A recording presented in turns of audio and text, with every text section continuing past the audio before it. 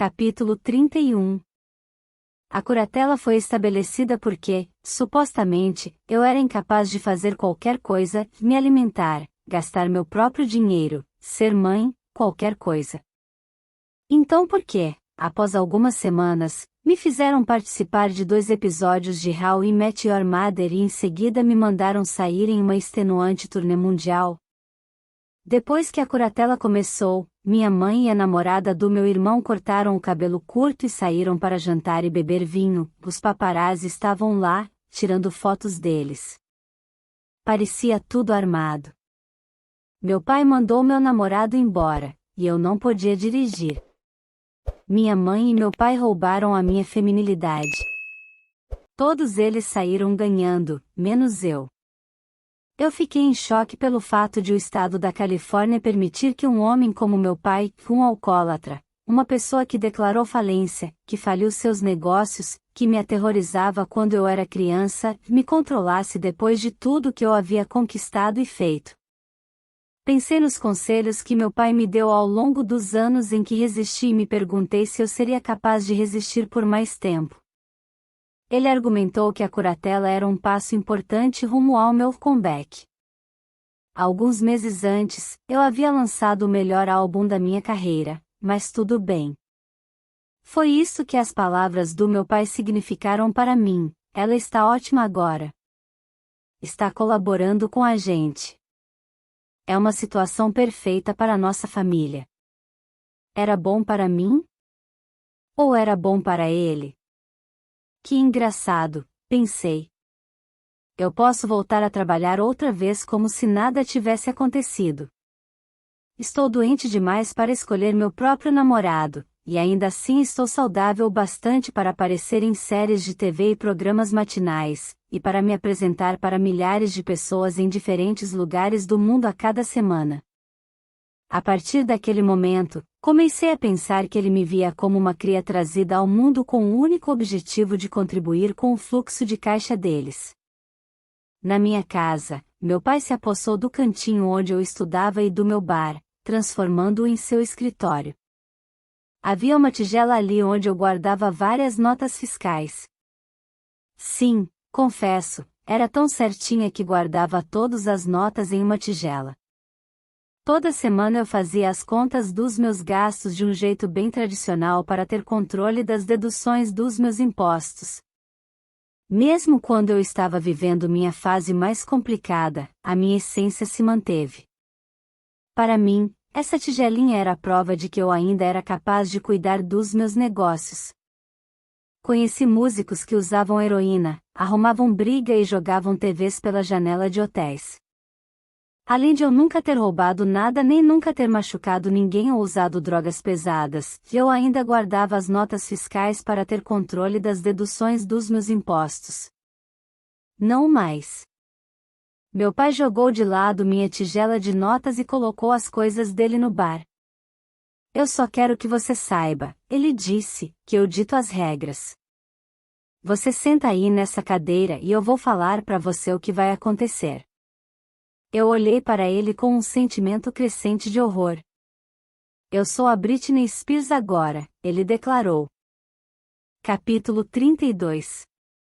Nas raras ocasiões em que saía de casa, como quando ia à casa do meu agente e amigo, Cad, para um jantar, a equipe de segurança vasculhava o imóvel inteiro para se certificar de que lá não havia álcool nem drogas, nem mesmo paracetamol. Ninguém na festa podia beber até que eu fosse embora. Os outros convidados levavam tudo na esportiva, mas eu sabia que bastava eu ir embora para a festa de verdade começar.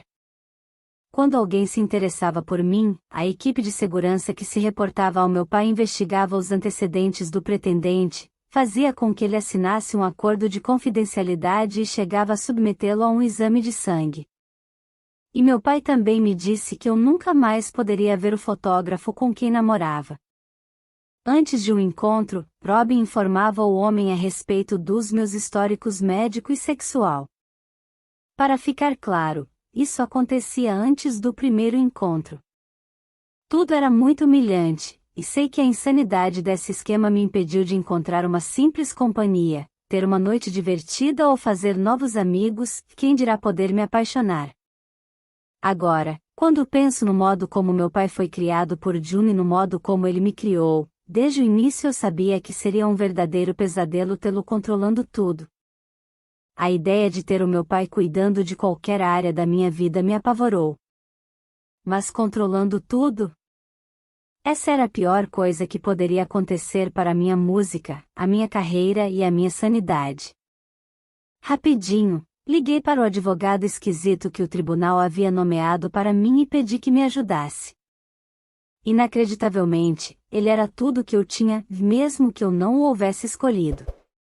Me disseram que eu não podia contratar outra pessoa, porque meu advogado tinha que ser escolhido pela corte. Mais tarde, eu descobriria que isso foi uma mentira deslavada. Durante 13 anos eu não soube que poderia escolher o meu próprio advogado. Sentia que o advogado escolhido para mim não parecia querer me ajudar a entender o que estava acontecendo, ou lutar pelos meus direitos. Minha mãe, que é a melhor amiga do governador da Louisiana, poderia ter me colocado no telefone com ele, que teria me dito que eu poderia conseguir meu próprio advogado. Mas ela manteve isso em segredo. Em vez disso, arranjou um advogado para si mesma apenas para poder brigar com meu pai, como fazia quando eu era mais nova. Várias vezes eu me opus, especialmente quando meu pai cortou meu acesso ao meu celular. Eu consegui contrabandear um celular particular. Um celular particular bloqueia o ID do aparelho, ou seja, ao contatar alguém, o número e a localização do celular não são visíveis, e tentei me libertar. Mas eles sempre me pegavam. E eis a triste, mas real verdade, depois de tudo que passei, eu não tinha mais vontade de lutar. Eu estava cansada e com muito medo também. Após ser amarrada em uma maca, sabia que eles poderiam me prender quando quisessem. Eles poderiam tentar me matar, pensei. Comecei a imaginar se queriam fazer isso. Quando meu pai disse eu que mando aqui, pensei, isso é demais para mim. Mas eu não vi a saída. Então, senti meu espírito recuar e entrei no piloto automático. Se tiver de viver assim, com certeza eles verão quão boa eu sou e vão me libertar. Então, entrei no jogo. Depois que me casei com Kevin e tive meus filhos, Felícia ainda ficou um pouco comigo, eu sempre adorei, mas quando parei de fazer turnês e comecei a sair menos, perdemos o contato.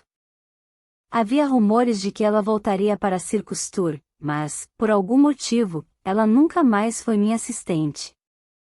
Mais tarde, fiquei sabendo que meu pai disse a Felícia que eu não queria que ela trabalhasse mais para mim.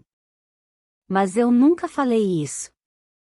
Se soubesse que ela queria ter feito algo por mim, eu nunca a impediria. Sem meu conhecimento, meu pai me manteve longe dela.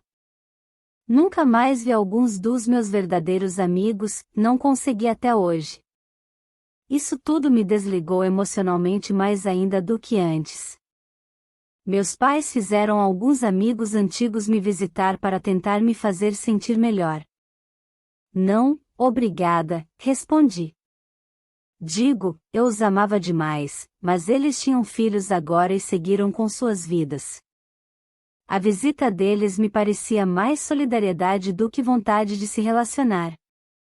Ajuda é algo bom, mas só quando é solicitada. Não quando não é uma escolha. É muito difícil relembrar esse capítulo obscuro da minha vida e pensar sobre tudo que poderia ter sido diferente se eu tivesse resistido mais. Não gosto, de jeito nenhum, de pensar nisso, não mesmo. Não posso me dar ao luxo disso, honestamente. Já passei por muita coisa. E, quando a curatela começou, era verdade que eu estava farriando muito. Fisicamente, meu corpo não aguentava mais. Era hora de sossegar. Mas eu parti de um extremo a outro, numa hora estava farriando e, na outra, tinha virado uma monja. Sob a curatela, eu não fazia nada. Um dia, eu estava com um fotógrafo, correndo por aí com o meu carro, vivendo a vida. E, do nada, eu estava sozinha, sem fazer nada, nem mesmo me era permitido usar meu celular. Fui do vinho para a água. Na minha vida antiga eu tinha liberdade, a liberdade de tomar minhas próprias decisões, organizar minha agenda, acordar e decidir o que eu faria no dia. Mesmo os dias mais difíceis eram os meus dias difíceis. No momento em que desisti de lutar, na minha nova vida, eu acordava todas as manhãs e fazia uma única pergunta: o que vamos fazer? E eu fazia o que me mandavam fazer. Quando ficava sozinha à noite, tentava encontrar inspiração na beleza ou me transportava para a música, para filmes, ou livros, qualquer coisa que me ajudasse a não pensar no horror em que eu vivia. Assim como quando era criança, eu procurava outros mundos como fuga. Parecia que todos os pedidos passavam pelo meu pai e Robin. Eles decidiam aonde e com quem eu iria. Sob a orientação de Robin, os seguranças me entregavam envelopes com os remédios que eu deveria tomar e se certificavam de que tinha tomado todos. Eles colocaram controle parental no meu iPhone. Tudo era examinado e controlado. Tudo. Eu ia dormir cedo para, então, acordar e fazer o que me mandavam fazer. Todo dia era assim. Todo dia era igual ao anterior. Parecia aquele filme Feitiço do Tempo. Eu vivi assim por 13 anos. Se você estiver se perguntando por que aceitei viver assim, eu tive um bom motivo. Fiz isso pelos meus filhos. Como segui as regras, pude encontrar os meus meninos. Era uma experiência única poder abraçá-los novamente. Quando eles adormeceram perto de mim na nossa primeira noite juntos, me senti completa pela primeira vez em meses. Eu apenas ficava observando os dois dormindo e me sentia a pessoa mais sortuda do mundo. Para poder vê-los mais vezes, fiz tudo o que podia para acalmar Kevin. Paguei os honorários advocatícios da parte dele, mais a pensão das crianças, além de milhares de dólares a mais por mês, assim, as crianças poderiam me acompanhar na Circus Tour. Naquele curto período, fui ao programa Good Morning America, iluminei a árvore de Natal em Los Angeles, participei do programa da Ellen e fiz shows na Europa e na Austrália. Mas, novamente, a questão me incomodava.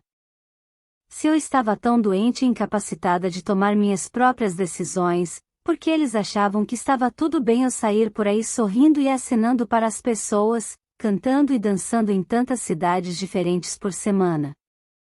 Vou te dar uma boa razão. A Circus Tour arrecadou mais de 130 milhões de dólares. A empresa de Lou Taylor, TriStar, ficou com 5%. E soube, depois da curatela, que mesmo quando eu estava em hiato em 2019 e o dinheiro não entrava, meu pai pagava a eles uma taxa fixa mínima a mais, de modo que eles receberam centenas de milhares de dólares a mais. Meu pai também recebeu uma porcentagem, e ao longo da curatela, ganhava cerca de 16 mil dólares por mês, mais do que já tinha ganhado antes. Ele lucrou muito com a curatela, tornando-se um multimilionário. Trocar a minha liberdade por cochilos com meus filhos era o tipo de acordo que eu faria. Não há nada que eu ame mais, não há nada mais importante para mim na face da terra, do que meus filhos. Abdico da minha vida por eles. Então, pensei, por que não a minha liberdade? Capítulo 33. Como você mantém a esperança? Eu decidi aceitar a curatela para o bem dos meus filhos, mas viver assim era muito difícil. Eu sabia que havia algo em mim que diminuía a cada dia. Ao longo do tempo, a chama dentro de mim se apagou. A luz se extinguiu dos meus olhos. Sei que meus fãs são capazes de ver isso, mesmo sem entender tudo o que acontecia, porque eu era rigidamente controlada. Me compadeço muito pela mulher que fui antes da curatela, quando eu gravava Blackout. Mesmo sendo descrita como rebelde e selvagem, meu melhor trabalho foi realizado nessa época. Contudo, foi num momento horrível. Eu tinha meus 2 bebês e sempre havia briga porque eu queria vê-los. Eu penso nisso agora e acho que fui sábio o suficiente para focar minha vida em casa e nada mais, por mais difícil que fosse. Na época, Kevin me dizia: bem, se você se encontrar comigo neste fim de semana, teremos um encontro de 2 horas onde faremos X e Y, então, pode ser que eu deixe você ver os meninos um pouco mais. Tudo era praticamente um pacto com o diabo para eu conseguir o que queria. Eu fui rebelde, sim, mas vejo agora que há uma razão para as pessoas agirem assim. E você deve permitir que elas vivam esse momento. Não estou dizendo que eu estava certa com a minha vida decaindo, mas acho que reprimir o espírito de uma pessoa a ponto de diminuí-lo demais e ela não se sentir mais a mesma, também não acho que isso seja saudável. Como pessoas, temos que testar o mundo. Você tem que testar seus limites para descobrir quem você é, como quer viver. Outras pessoas, e, por outras pessoas, me refiro aos homens, sempre tiveram essa liberdade. Roqueiros chegavam propositadamente atrasados às premiações e todos achavam isso legal. Astros do pop dormem com muitas mulheres e isso também é bacana. Kevin me deixava em casa com 2 crianças quando ele queria fumar maconha e gravar seu rap popuzão. Depois, ele levou meus filhos para longe de mim e a revista Detalhes o chamou de pai do ano. Um paparazzo que me perseguiu e atormentou por meses me processou, exigindo reparação de $230 mil porque passei com a roda do carro por cima do seu pé quando estava tentando fugir dele. Fizemos um acordo e tive que dar muita grana para o cara. Quando Josh me traiu e depois andou todo sexy por aí, foi tido como bonitinho. Mas quando eu vesti um body brilhante, Jenny Sawyer me fez chorar em rede nacional, a MTV me fez ouvir as pessoas criticando minhas roupas e a esposa de um governador disse que queria dar um tiro em mim. Cresci sob os olhares de todo mundo. Era analisada de cima a baixo, as pessoas ficavam opinando sobre o que achavam do meu corpo desde que eu era adolescente. Raspar a minha cabeça e agir como agi foi uma maneira de repelir isso. Mas, sob a curatela, me fizeram entender que aqueles dias haviam acabado. Eu tive que deixar meu cabelo crescer e ficar em forma outra vez. Dormia cedo e tomava qualquer remédio que eles me davam. Se eu achava que a imprensa criticar meu corpo era ruim, doía ainda mais quando as críticas vinham do meu próprio pai. Repetidamente, ele me dizia que eu estava gorda e que tinha que fazer algo a respeito. Então, todos os dias eu vestia minha roupa de academia e ia malhar. Tinha uns momentos de criatividade aqui e ali, mas eu já não tinha o entusiasmo de antes. Nesse momento, minha paixão por cantar e dançar eram praticamente uma piada. Sentir-se incompetente o tempo todo destrói você por dentro quando criança. Ele martelou essa mensagem em mim quando eu era pequena e, mesmo depois de ter conquistado tantas coisas, continuava fazendo isso comigo. Você me destruiu como pessoa, queria dizer para o meu pai. Agora você está me obrigando a trabalhar para você. Eu vou fazer isso, mas estarei morta se fizer isso de coração. Eu me tornei um robô. Mas não um robô qualquer, uma espécie de criança robô. Fui tão infantilizada que acabei perdendo partes do que compunha o meu eu verdadeiro. Qualquer coisa que meu pai ou minha mãe dissessem para fazer eu rejeitava. Meu orgulho como mulher não me permitia levá-los a sério. A curatela roubou a minha feminilidade, me fazendo ser criança outra vez. Me tornei mais uma entidade do que uma pessoa no palco.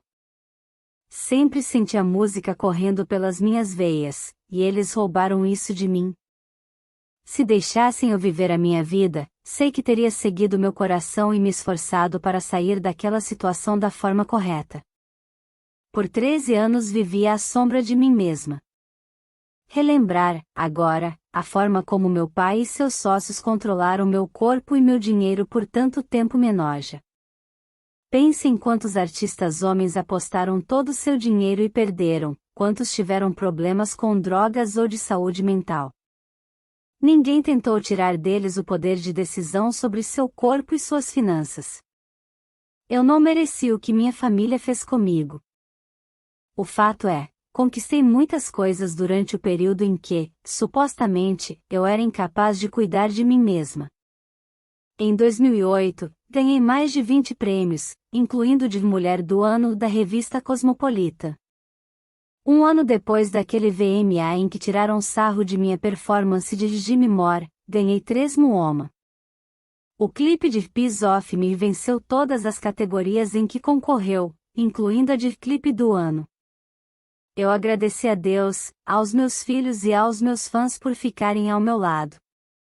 Às vezes eu achava quase cômica a quantidade de prêmios que ganhei com um álbum que tinha feito enquanto eu estava, supostamente, tão incapacitada a ponto de precisar ser controlada pela minha família.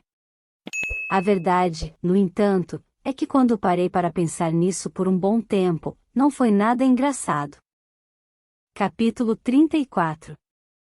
De maneira geral, enquanto eu continuava, diariamente, me sentindo miserável, fui capaz de encontrar felicidade e conforto em meus meninos e na minha rotina. Eu namorei Jason Travick. Ele era 10 anos mais velho e tinha uma vida estruturada. Eu amei o fato de que ele não era artista e, em vez disso, era gente, então sabia como era o mundo em que eu vivia e entendia a minha vida. Ficamos juntos por 3 anos. Quando saíamos juntos, Jason era extremamente vigilante. Eu era muito sem noção às vezes, mas não sou mais assim, agora, basicamente, sou uma agente da CIA. Jason sempre observava tudo, monitorava obsessivamente a situação.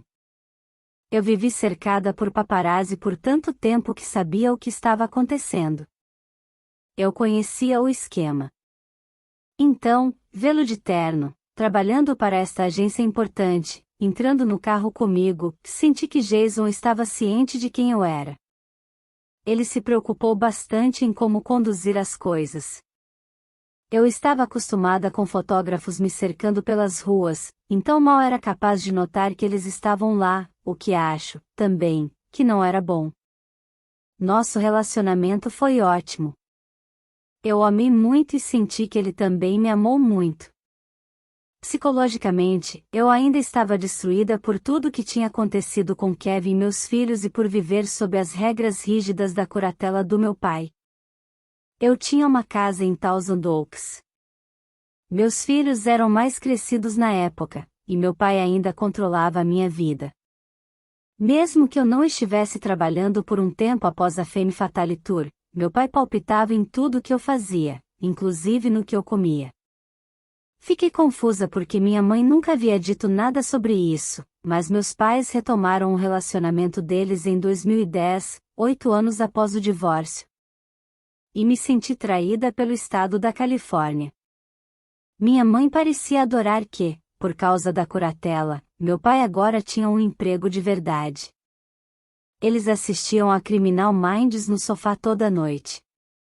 Quem faz isso? Quando meu pai me disse que eu não podia comer sobremesa, senti que não era só ele me dizendo, mas a minha família e o Estado, como se eu não tivesse permissão legal para comer sobremesa, porque ele disse que não podia. Chegou um momento em que comecei a me questionar: espere, onde eu estou? Nada mais fazia sentido. Sentindo que precisava de uma direção, decidi voltar a trabalhar. Tentei me ocupar sendo produtiva. Comecei a aparecer mais em programas de TV, participando, em 2012, como jurada do The X Factor. Acho que muitas pessoas são realmente profissionais na TV, como Christina Aguilera e Gwen Stefani. Quando a câmera começa a gravar, elas se agigantam. E isso é ótimo. Eu costumava saber como agir quando era mais jovem, mas, novamente, agia como uma criancinha quando ficava com medo. Então acabava ficando muito nervosa se eu soubesse que ia entrar ao vivo, e não gostava de ficar nervosa o dia todo. Talvez eu não servisse mais para fazer aquilo. Já aceitei isso e tudo bem. Posso dizer para as pessoas que tentam me levar a uma direção: não. Fui forçada a fazer coisas que não queria e fui humilhada. não aceito mais isso. Agora, se você me chamar para fazer uma participação especial fofa em um programa de TV divertido e a gravação levar só um dia, tudo bem, mas agir de modo cético por 8 horas seguidas julgando as pessoas na TV? Ah, não, obrigada. Eu simplesmente odiei isso. Foi na época em que fiquei noiva do Jason. Ele me ajudou a superar muitas coisas. Mas, em 2012, pouco depois de ele ter se tornado parte responsável da curatela, meus sentimentos mudaram. Não conseguia ver naquele tempo, mas percebo agora que o fato de ele estar associado à organização que controlava a minha vida pode ter contribuído para o romance ter acabado. Chegou um momento em que eu percebi que não pensava mal dele, mas também não o amava mais.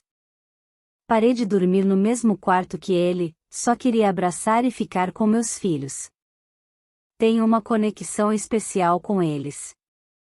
Literalmente, fechei a porta para o Jason. Minha mãe disse, isso é detestável. Sinto muito, não consigo evitar. Eu não o amo mais assim, respondi. Ele terminou comigo, mas não liguei porque já não gostava mais dele. Jason escreveu uma longa carta para mim e desapareceu. Pediu demissão da equipe da curatela quando o nosso relacionamento terminou. Para mim, parecia ter algo a ver com uma crise de identidade. Ele fez mechas coloridas no cabelo e foi para o pier de Santa Mônica, onde andava de bicicleta diariamente com um bando de caras tatuados. Ei, entendi o que foi. Agora que já cheguei aos 40, estou vivendo minhas crises de identidade. Acho que tinha chegado a hora de seguirmos rumos diferentes. Fazer as turnês sob a curatela significava estar rigidamente sóbria, então não podia ingerir nada de álcool. Uma vez, acabei ficando junto com um grupo de dançarinos da Christina Aguilera. Nos encontramos com Christina em Los Angeles. Ela não parecia bem. Mas eu e os dançarinos acabamos nadando em uma belíssima piscina e curtindo em uma jacuzzi. Teria sido mais legal se tivéssemos drinks, para a gente se soltar com mais audácia e alegria. Isso não me era permitido porque a minha vida tinha se tornado um eterno fim de semana na igreja com carolas enquanto eu vivia sob a curatela. De várias maneiras, eles fizeram eu me tornar uma adolescente outra vez, em outras, eu era uma menina. Mas, às vezes, apenas me sentia como uma mulher adulta presa que estava puta da vida o tempo todo. Isso é o mais difícil de explicar, quão rápido eu oscilava entre ser uma garotinha, uma adolescente e uma mulher, por causa do jeito que eles tinham roubado a minha liberdade. Não tinha como agir como adulta porque eles não me tratavam dessa forma, daí eu voltava a ser uma garotinha, mas, então, meu lado adulto voltava, exceto que não me era permitido ser uma mulher adulta. A mulher em mim foi colocada em segundo plano por muito tempo. Queriam que eu fosse ousada no palco, me diziam como eu deveria agir e que deveria ser um robô o resto do tempo. Senti que todos os melhores segredos da vida eram proibidos para mim, e aqueles pecados essenciais de indulgência e aventura que nos tornam humanos. Eles queriam tirar de mim tudo que era especial e me manter em uma rotina restrita. Isso era morte para a minha criatividade como artista. De volta ao estúdio, fiz uma boa música em parceria com Will chamada Work Beat. Mas eu não estava fazendo muitas músicas das quais me orgulhasse, provavelmente porque não tinha inspiração. Eu estava tão desmoralizada. Parecia que meu pai escolhia os estúdios mais sombrios e feios para gravar, e que algumas pessoas adoravam pensar que eu não notava essas coisas. Eu me senti encurralada nessas situações. Senti que eles armaram para mim. Era como se alimentassem meu medo e transformassem tudo em drama, o que por sua vez me deixava infeliz, e assim eles sempre venceriam. Tudo o que eu sabia era que tinha que trabalhar e queria fazer a coisa certa, fazer um álbum do qual me orgulhasse. Mas era como se eu tivesse esquecido que era uma mulher poderosa. Depois de participar do X Factor, meu empresário me apresentou uma oferta para eu fazer uma residência em Las Vegas. Pensei, por que não? Meu coração não estava mais querendo gravar músicas. Minha paixão não era a mesma de antes. Eu não tinha mais energia. Eu estava tão cansada. Eu tinha 2 filhos. Havia tido um colapso. Meus pais tomavam conta da minha carreira. O que eu ia fazer àquela altura? Só ir para casa. Então aceitei a oferta. Fui para Vegas com o mesmo pensamento que todos têm quando vão para lá, esperando vencer. Capítulo 35. Amei o calor seco de Las Vegas. Amei a forma como todos acreditavam na sorte e em sonhos. Eu sempre gostei da cidade, desde a época em que Paris Hilton e eu fomos para lá, chutando nossos sapatos para longe e correndo pelos cassinos. Mas, agora, isso parecia ter acontecido há muito tempo. Minha residência começou logo após o Natal de 2013. Os meninos tinham 7 e 8 anos. No começo, foi um ótimo show. Estar no palco em Vegas foi emocionante no começo. E ninguém me deixou esquecer que minha residência foi um marco para a strip. Me disseram que meu show atraiu os jovens de volta à cidade do pecado e mudou o cenário do entretenimento em Las Vegas para uma nova geração. Os fãs me mandavam tanta energia. Eu tinha dominado a apresentação. Estava muito confiante, por um momento, tudo foi bem, tão bem quanto pode ser quando se está sendo controlada o tempo todo. Comecei a namorar um produtor de TV chamado Charlie Bersol. Para mim, ele parecia alguém para casar, cuidava muito de si mesmo. Sua família era próxima. Eu o amava. Charlie malhava todos os dias, tomava suplementos pré-treino e um monte de vitaminas. Ele compartilhou seu conhecimento nessa área e começou a me dar os suplementos energéticos. Meu pai não gostou disso. Ele sabia o que eu comia, inclusive sabia quando eu ia ao banheiro. Então, quando comecei a tomar esses suplementos, ele percebeu que eu tinha mais energia no palco e que estava mais em forma que antes. Parecia óbvio que a dieta do Charlie estava sendo boa para mim. Mas acredito que meu pai começou a pensar que eu tinha algum problema com esses suplementos, mesmo sabendo que eram vendidos sem prescrição, sem receita. Então, me proibiu de tomá-los e me mandou de volta para a reabilitação. Ele ditava quando eu saía e para onde ia. Ou seja, não pude ver meus filhos por um mês inteiro. Meu único consolo era saber que isso duraria apenas por um mês e pronto. O lugar que ele escolheu para mim ficava em Malibu. Naquele mês, durante horas por dia, fazíamos boxe e outros exercícios do lado de fora porque não tinha academia. Muitas pessoas ali tinham um grau de vício em drogas muito alto. Eu tinha medo de estar ali. Ao menos, podia ter um segurança com quem eu almoçava todos os dias. Era difícil aceitar que meu pai estava se mostrando como um cara incrível e um avô devoto enquanto eu era posta de lado, com ele me colocando contra a minha vontade em um lugar com viciados em crack e heroína. Sim, e ele foi horrível. Quando saí de lá, comecei a fazer shows novamente em Vegas como se nada tivesse acontecido. Isso porque meu pai havia me dito que eu tinha que voltar, e também porque eu ainda estava sendo legal, procurando agradar, desesperada para fazer a coisa certa e ser uma boa menina. Não importa o que eu fizesse, meu pai estava lá me observando. Eu não podia dirigir um carro. Todo mundo que entrava no meu trailer tinha que assinar um documento renunciando direitos. Tudo era tão seguro que eu sequer conseguia respirar. E não importavam as dietas ou os exercícios que eu fazia, meu pai sempre me dizia que eu estava gorda. Ele me colocou em uma dieta restritiva. A ironia era que nós tínhamos um mordomo, uma extravagância, e eu implorava a ele por comida de verdade. Senhor, eu implorava, por gentileza, vê um hambúrguer ou um sorvete escondido para mim? Senhorita, sinto muito, ele respondia. Tenho ordens específicas de seu pai.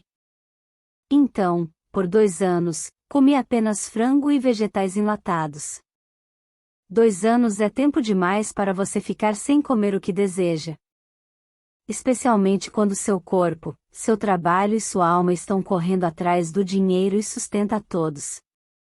2 anos pedindo batatas fritas e tendo não como resposta. Eu achei isso tão degradante.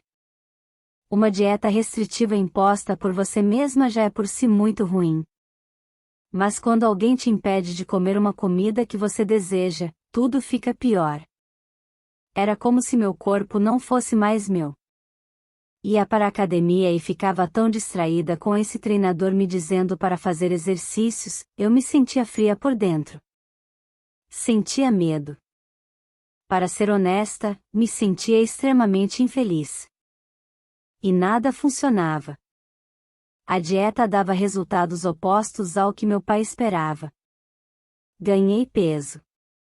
Mesmo que não estivesse comendo muito, ele me fazia sentir tão feia e como se nunca estivesse sendo boa o suficiente. Talvez isso tenha acontecido por causa da força dos pensamentos, você se torna aquilo que pensa.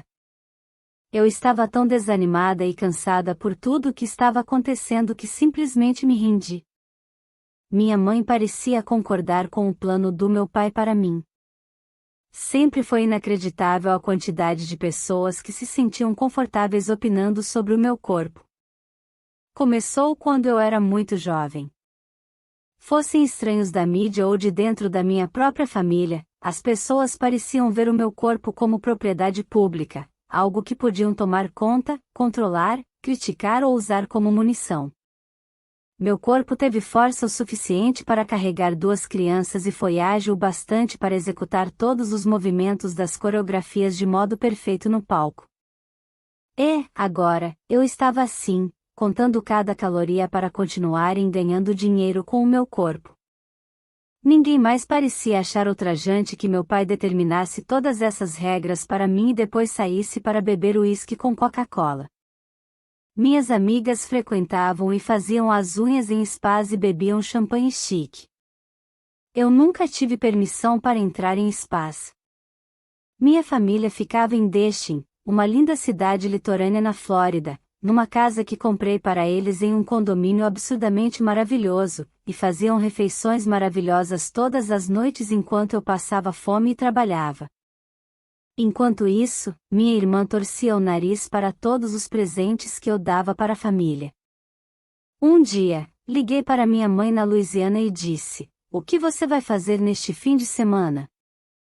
"Ah, eu e as garotas vamos para Destin amanhã", ela respondeu.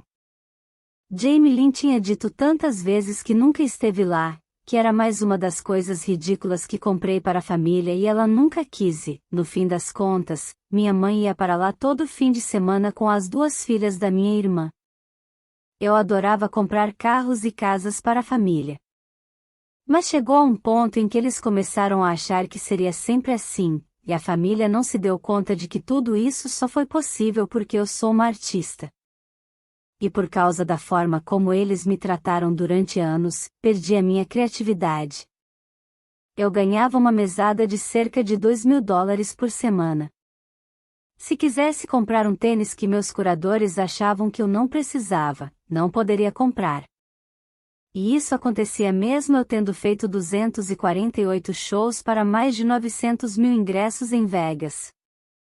Cada show rendia centenas de milhares de dólares. Em uma das poucas noites que pude sair com um amigo e outras pessoas, dentre as quais meus dançarinos, para jantar, tentei pagar para todo mundo. A conta ficou em cerca de $1.000 porque o grupo era imenso, mas eu queria fazer isso por eles, era importante para mim que eles soubessem quão agradecida eu estava por todo o esforço que tinham feito. Meu cartão foi recusado. Eu não tinha dinheiro suficiente na conta da mesada para poder pagar. Capítulo 36. Uma coisa que me deu consolo e esperança durante o tempo em que estive em Las Vegas foi ensinar dança para crianças em um estúdio, uma vez por mês, e eu amava fazer isso. Dei aulas para uma turma de 40 alunos. De volta a Los Angeles, perto de minha casa, eu dava aulas a cada 2 meses. Essa era uma das coisas mais divertidas na minha vida. Era simplesmente incrível estar em uma sala com crianças, sem julgamentos. Na curatela, as pessoas o tempo todo julgavam tudo o que eu fazia. A alegria e a confiança daquelas crianças que eu ensinava, cujas idades variavam entre 5 e 12 anos, eram contagiantes. A energia delas é tão doce. Elas querem aprender. Eu me curava plenamente estando cercada por crianças. Um dia, fiz um movimento e, sem querer, com a mão, acertei uma menininha na cabeça. Meu amor, me perdoe, eu disse. Me senti tão mal que fiquei de joelhos na frente dela. Tirei o anel do meu dedo, um dos meus favoritos, e dei para ela enquanto implorava pelo seu perdão. Senhorita Britney, está tudo bem, ela respondeu. Você não me machucou. Eu queria fazer de tudo ao meu alcance para que ela soubesse que me importava se ela estava sentindo dor e que eu faria o que fosse necessário para compensá-la. De joelhos no chão do estúdio e olhando para ela, pensei, espere aí. Por que as pessoas responsáveis, legalmente, pelos meus cuidados não demonstram metade do interesse em meu bem-estar como eu estou fazendo aqui com esta menininha? Decidi reforçar meu desejo de terminar a curatela. Fui à corte em 2014 e mencionei o alcoolismo e o comportamento errático do meu pai, pedindo que fizessem um teste de drogas nele. Afinal, ele estava controlando meu dinheiro e minha vida. Mas meu caso não foi a lugar nenhum. O juiz simplesmente não deu bola. Em seguida, comecei a agir como uma espiã para conseguir meu próprio advogado. Cheguei a mencionar a curatela em um talk show em 2016, mas, de alguma forma, essa parte da entrevista não foi ao ar. Sei. Interessante. A sensação de estar presa contribuiu para o colapso da minha vida romântica. Depois de uma briga estúpida, Charlie e eu ficamos com nossos egos feridos e paramos de nos falar. Foi algo idiota. Eu não conseguia ir falar com ele e ele era orgulhoso demais para falar comigo. Foi quando comecei a trabalhar com 2 grandes compositores, Julia Michaels e Destin Tranter. Nós sentamos e escrevemos tudo juntos. Eu estava apaixonada por esse processo. Foi a única coisa a que me dediquei de coração nos 13 anos de curatela. Dei duro nas músicas, o que me deixou autoconfiante. Sabe quando você é boa em algo e pode sentir isso? Você começa a fazer algo e pensa, dou conta disso? Escrever aquele álbum me deu minha confiança de volta. Quando finalizei o trabalho, toquei o álbum para os meus filhos ouvirem. Qual deve ser o nome do álbum? Perguntei. Meus filhos são espertos demais em relação à música. Glory, só isso, Sean Preston disse. E assim eu fiz. Ver meus filhos orgulhosos daquele álbum significou muito para mim, e pensei, também estou orgulhosa dele.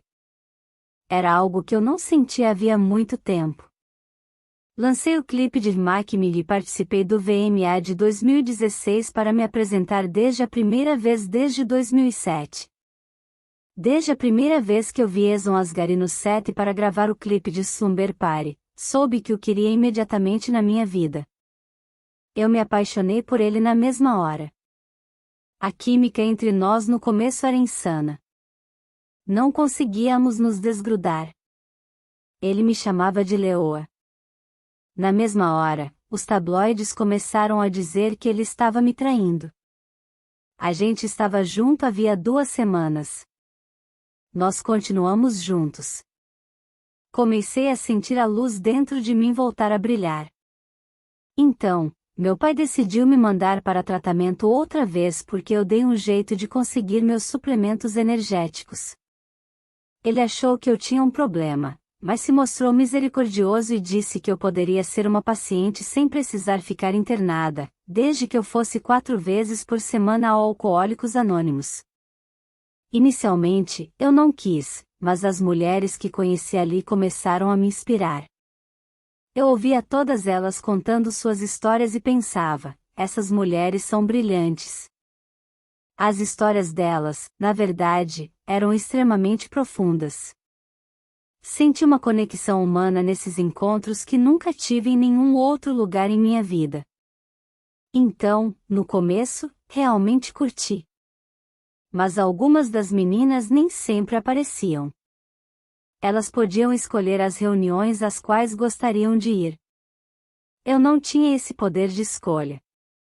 Amigos que conheci lá iam apenas 2 vezes por semana, ou então iam pela manhã um dia e à noite no outro. Eu não podia fazer o mesmo. Eu tinha que ir aos mesmos encontros toda semana, não importava o que acontecesse. Depois de uma exaustiva sequência de shows, voltei para casa e encontrei meus filhos juntos com minha assistente, minha mãe e meu pai. Hora do encontro, meu pai disse. Tem jeito de eu ficar em casa agora e assistir a um filme com os meninos? Eu nunca perdi um encontro, falei. Nunca assisti um filme com os meus filhos na minha casa em Vegas. Pensei que podíamos fazer pipoca e passar um tempo maravilhoso juntos. Não, você precisa ir, ele respondeu. Olhei para minha mãe, esperando que me apoiasse, mas ela virou o rosto. Naquele momento, eu comecei a sentir que estava num culto e que meu pai era o líder. Eles me tratavam como se eu estivesse em dívida com ele. Mas eu me comportava tão bem, pensei, considerando o quanto havia me esforçado nos shows. Não, eu não me saí bem, fui ótima. Seria algo que constantemente passaria pela minha cabeça, sem parar, pelos próximos anos quando eu pensava que não apenas tinha atendido, mas superado, as expectativas impostas a mim, e como era injusto que eu ainda não estivesse livre. Eu me esforcei tanto e cumpri a agenda imposta a mim, basicamente 4 semanas disponíveis, 4 semanas não. Quando estava disponível, fazia 3 shows com 2 horas de duração por semana. E, nessa alternância, também cumpri as outras determinações, fui aos encontros do AA, 2 horas de terapia e 3 horas de academia por semana, além dos meet and greet com os fãs e 3 shows. Eu estava exaurida. E queria controlar o meu destino. Uma cabeleireira deu uma olhada na minha agenda e disse, meu bem, o que você está fazendo? Ela tinha 2 filhas pequenas e era uma pessoa muito maternal. Eu gostava muito dela. Você acha um exagero? Perguntei. Acho que é mais do que exagero, ela respondeu, isso é insano. Ela se aproximou de mim como se fosse me contar um segredo. Olha, ela disse, para ser criativa, você precisa ter tempo para se divertir em sua agenda. Isso vai te guiar para que você possa ter tempo para si mesma.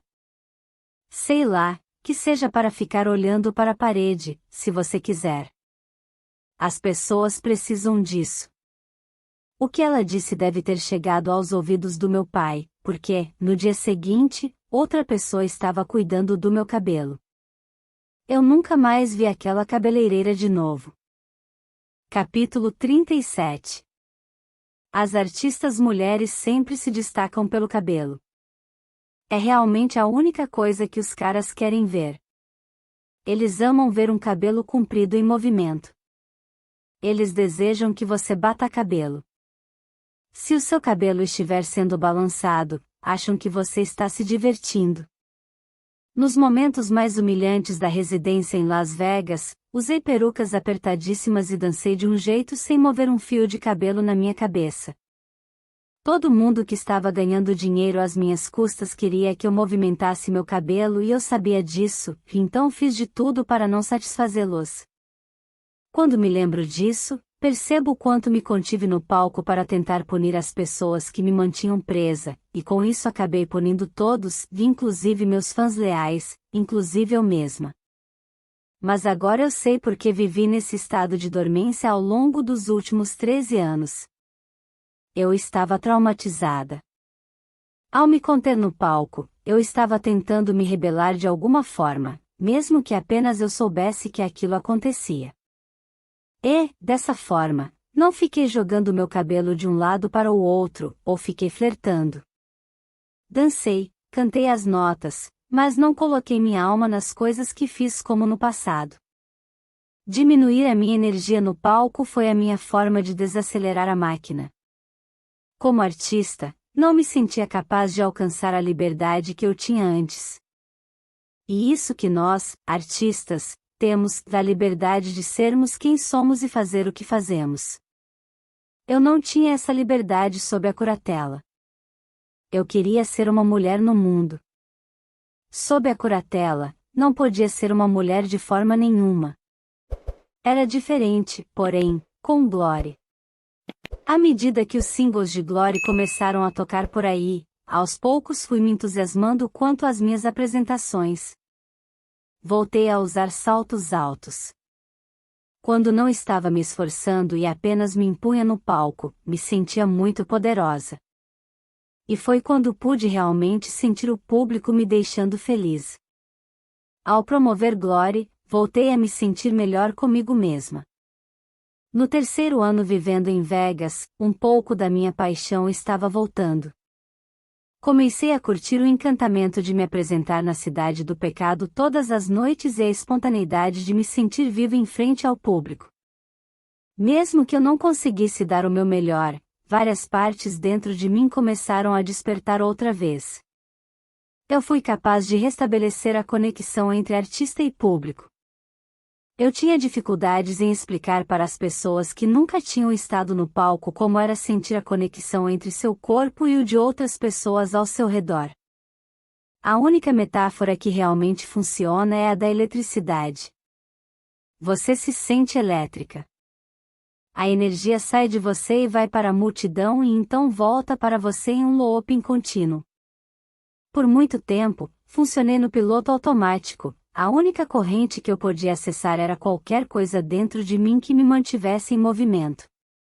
Aos poucos, voltei a acreditar nas minhas habilidades novamente. Por um tempo, mantive isso em segredo.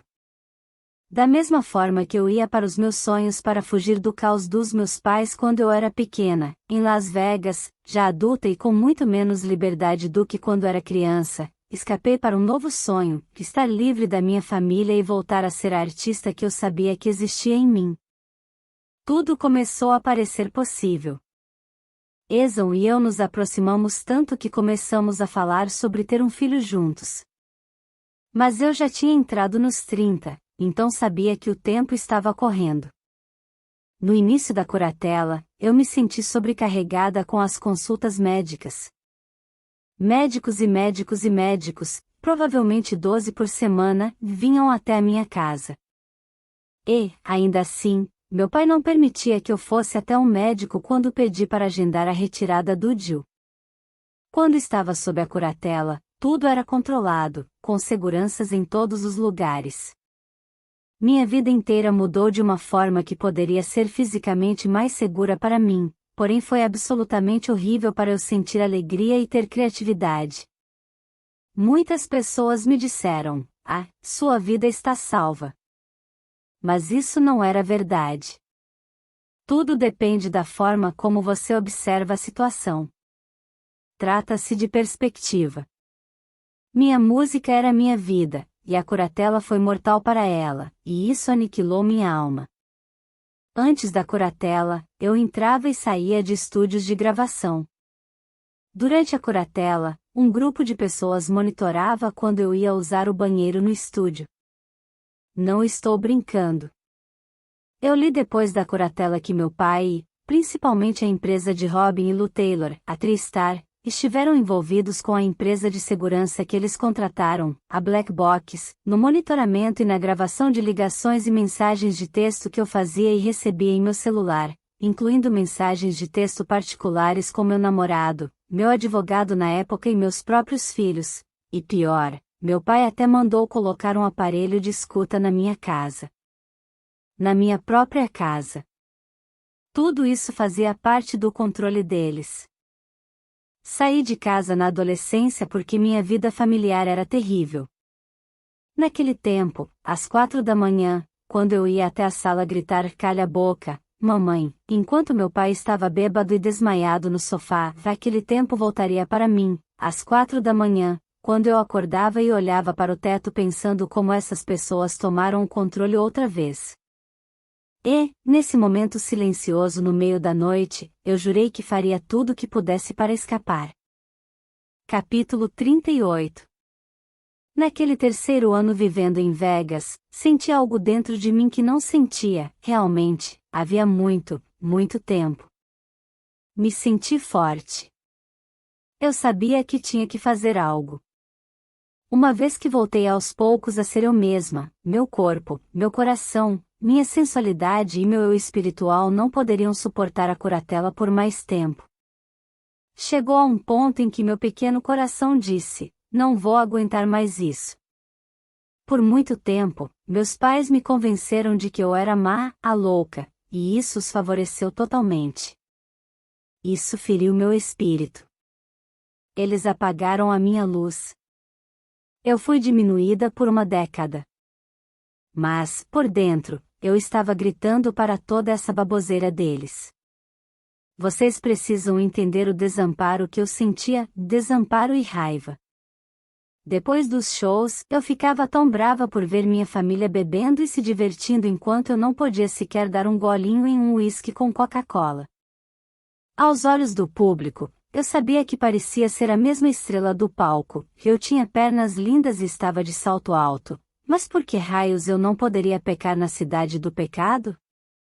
À medida que fui me fortalecendo e entrei em uma nova fase de minha feminilidade, comecei a procurar exemplos de como exercer o poder de uma forma positiva.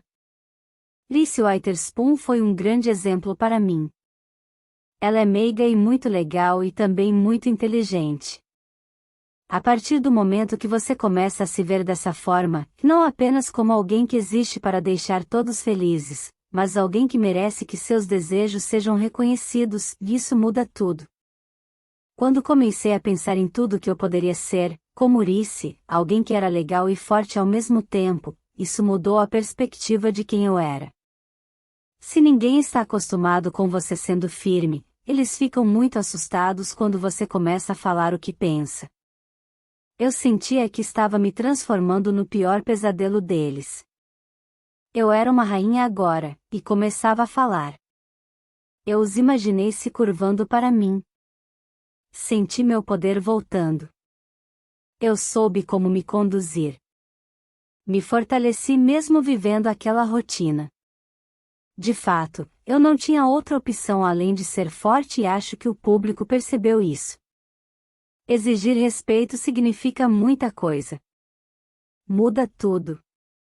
E então, quando meus curadores tentaram me dizer, mais uma vez, que seria estupidez se eu recusasse fazer uma apresentação ou se tentasse encontrar um jeito de ter mais tempo de folga, sentia muita revolta.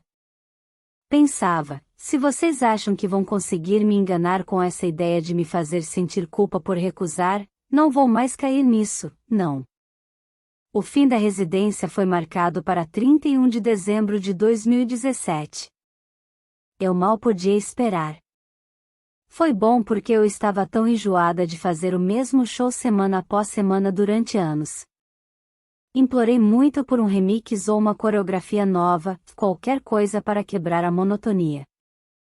Comecei a perder a alegria de me apresentar, aquele amor visceral para cantar que eu tinha desde pequena.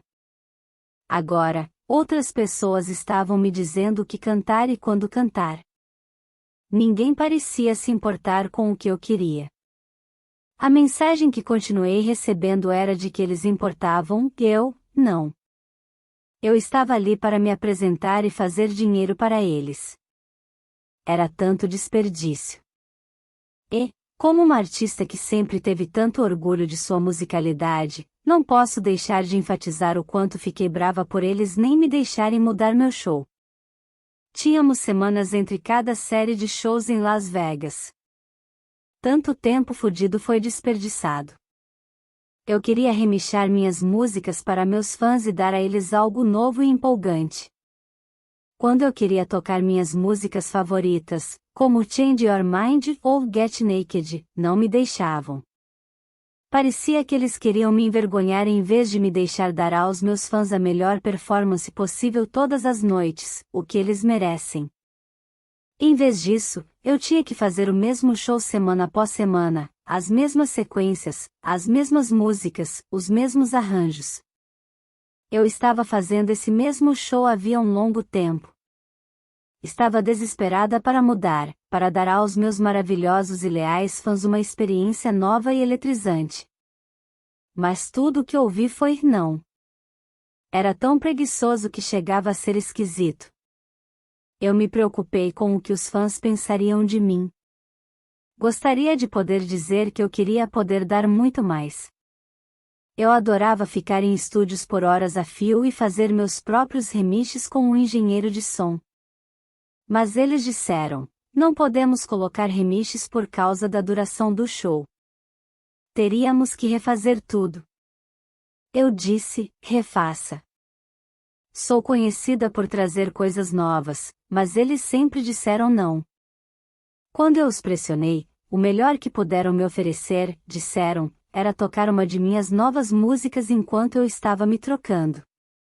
Eles agiram como se estivessem me fazendo um imenso favor ao tocar a minha música nova favorita enquanto eu estava no camarim trocando de roupa freneticamente.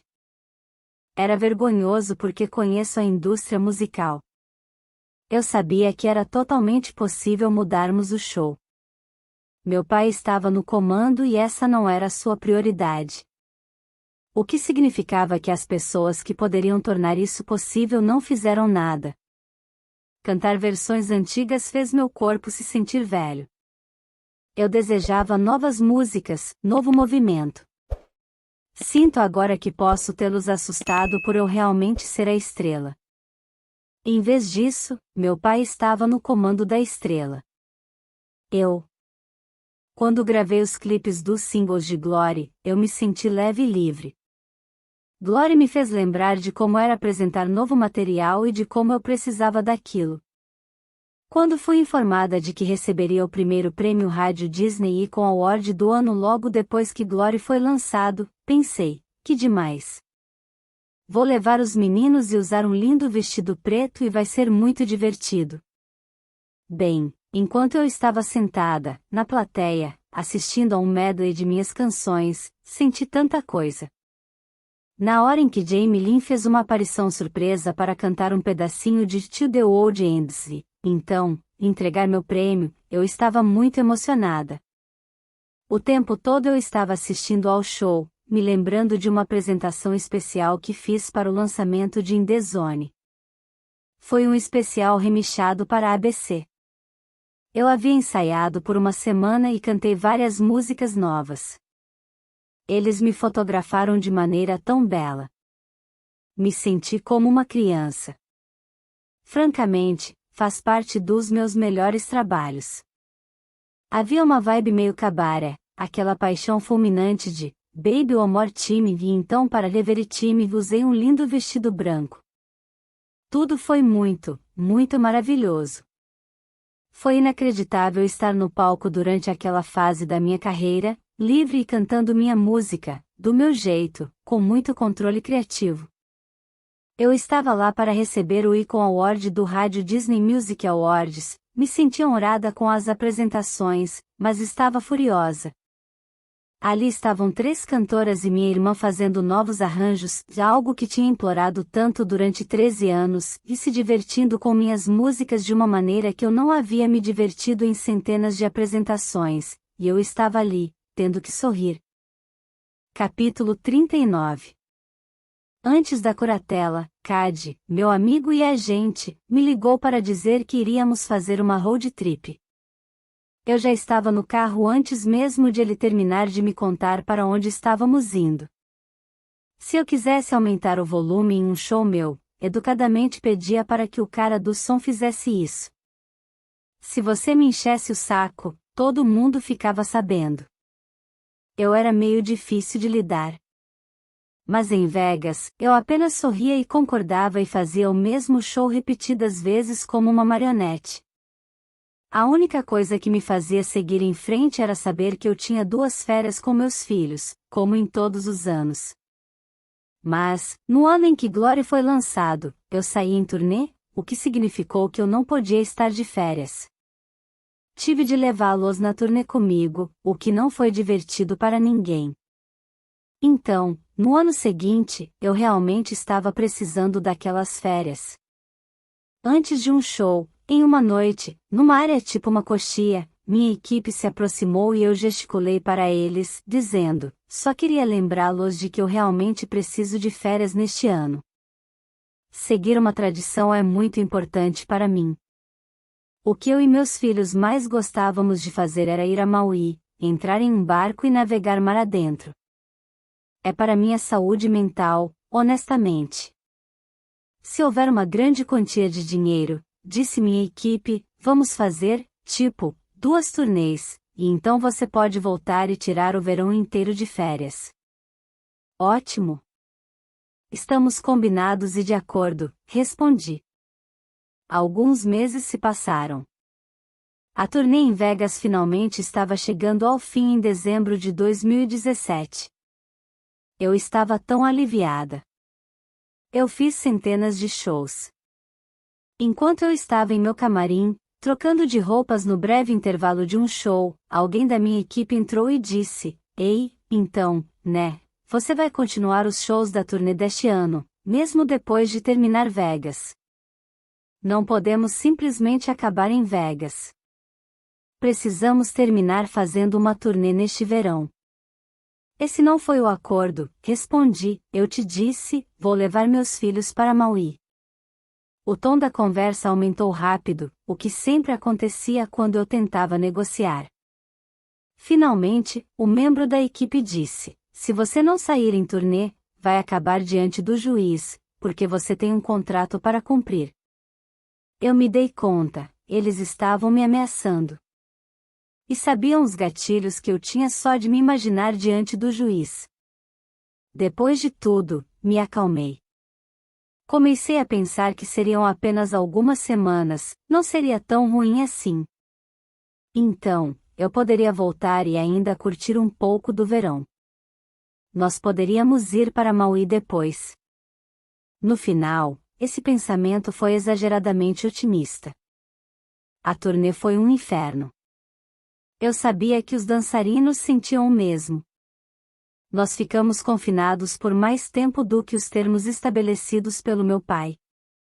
Se eu quisesse deixar o quarto, precisava avisar a equipe de segurança com 2 horas de antecedência.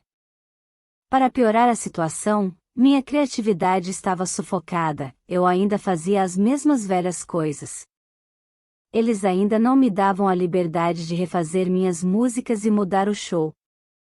Poderíamos ter mudado o show para algo bom, novo, que trouxesse frescor para o público, para mim e para os dançarinos. Esse foi o único privilégio que eu pedi e, mais uma vez, eles negaram.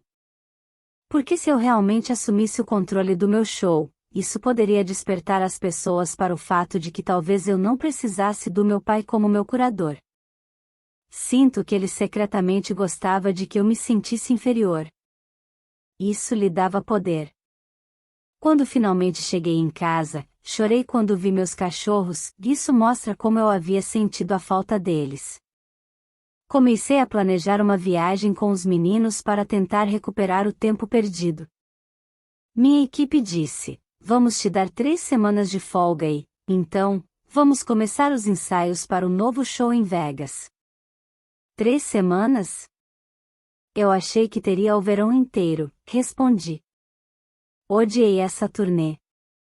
Na situação em que eu estava, parecia que o fim de semana nunca viria. Capítulo 40. Eu já conseguia ouvir os gritos. Centenas de pessoas amontoadas do lado de fora. Era um dia de outubro em 2018, e havia uma multidão na frente do novo cassino Park MGM em Las Vegas. Os superfãs estavam com roupas combinando e agitando bandeiras com um UB em letras garrafais. Os dançarinos no palco usavam camisetas com o meu nome, Britney, nelas. Os patrocinadores faziam transmissão ao vivo, agitando mais ainda as pessoas. Luzes de lasers brilhavam. Uma tela gigante mostrava cenas dos meus vídeos. A música dançante ecoava no ambiente. Um desfile passou com as pessoas cantando aos gritos letras como: "Minha solidão está me matando". As luzes se apagaram. Mário Lopes, o apresentador do evento, disse ao microfone: "Estamos aqui para dar as boas-vindas à nova rainha de Vegas". Uma música dramática começou a tocar, um riff de Toxic. Um efeito especial de luzes dançava freneticamente sobre o parque MGM, fazendo parecer que o prédio estava pulsando. Então teve início um medley com outras músicas, com projeções de um foguete, um helicóptero, a parte de cima de um circo e uma cobra no Jardim do Éden. Fogos de artifício estouravam ao redor do palco. Eu surgi, de dentro do palco, em um elevador hidráulico, acenando e sorrindo em meu vestido preto justíssimo com estrelas bordadas e borlas. Meu cabelo estava longo e loiro. Senhoras e senhores, Mário Lopes continuou, Britney Spears. Desci as escadas em meu salto alto ao som de Work Beat e dei alguns autógrafos para os fãs. Mas então fiz algo inesperado. Passei direto pelas câmeras. Continuei andando até chegar no meu SUV e fui embora. Não disse nada. Não cantei uma música. Se você assistir a esse vídeo, provavelmente vai se perguntar: o que aconteceu? O que você não viu é que meu pai e sua equipe estavam tentando me forçar a fazer o anúncio do show. Eu tinha falado que não queria anunciar porque, como havia dito por meses, eu não queria fazer isso. Quando cantei a música Overprotected há alguns anos atrás, não fazia ideia do significado de protegida demais. Eu aprenderia isso rapidamente, pois uma vez que tinha deixado claro que não continuaria fazendo os shows em Vegas, minha família me fez desaparecer. Like that.